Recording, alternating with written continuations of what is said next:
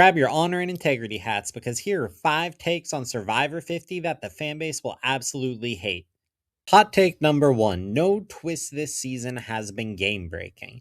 Now, disclaimer: most twists this season have not been good, but when I say game breaking, I'm talking about the single fundamental concept of Survivor. You work together to vote people off. And this simple concept has been broken on even some of the most popular Survivor seasons ever. On Pearl Islands, they had the Castaway twist. People who were voted off got to vote someone else back into the game. There was Winners at War and multiple other seasons that had Edge of Extinction, which said if you got voted off, it didn't matter because you could win your way back in through challenges. And even on Survivor Cagayan, which is considered one of the best seasons ever, there was the Tyler Perry Super Idol, which, if it existed today, the fanbase would lose their mind based on that name. But the idol said that it could be played after votes were read.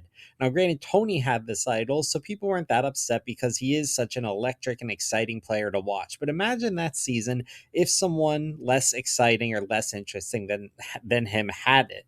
The concept that you can be voted for against and still stay on the game breaks the game, and season 50 has not done that. There were the twists, including the Blood Moon, the Billie Eilish idols, and the Jimmy Fallon twist, and they all had major balancing issues, and they ruined the games of players who were doing an excellent job. But none of them ruined the basic structure of the game that Jeff has tampered with in the past. The only time so far that a twist did almost break Survivor's basic fundamental rule is the Mr. Beast coin flip. Jeff said that someone would be forced to flip this coin if no one volunteered, but I don't think this would have happened in many seasons. With 10 people left, there will always be someone desperately on the bottom with no game to speak of, willing to flip a coin to go from worst to first. And I think we got somewhat lucky with that twist. But as of now, the integrity of the game in season 50, even with all these twists, remains.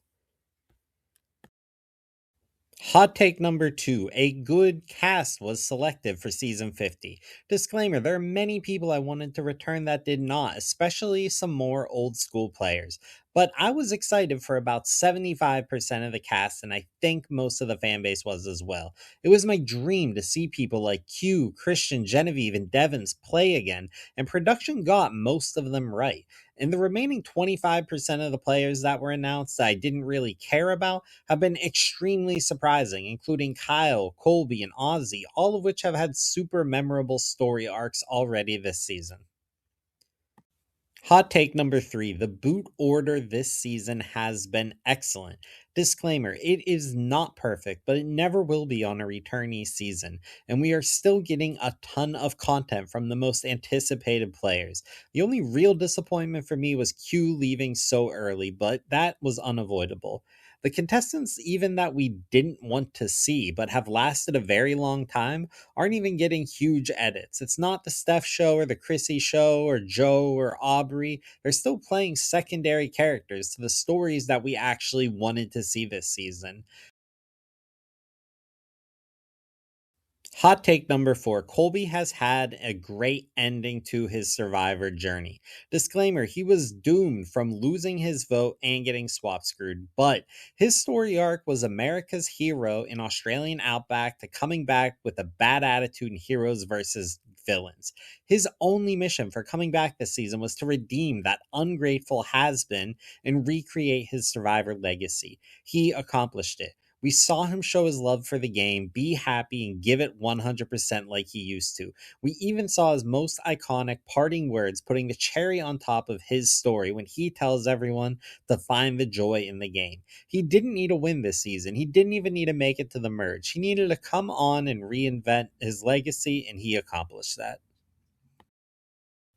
Hot take number five: Christian's story had a good ending. Disclaimer: the Jimmy Fallon advantage was broken and unbalanced. However, Christian played too hard too early. He was doomed regardless of the twist, and maybe he would have lasted a few more tribal councils, but he was not going to win the game based on his messy gameplay. He came back, and his story was to make his son proud. And it ended with him teaching his son the most important lesson about failure, people's expectations of you, and how we handle ourselves when we don't accomplish something we wanted to. I know these opinions are not popular among the online superfan community, so let me know which one you dislike the most so I can defend my honor and integrity. Like and subscribe.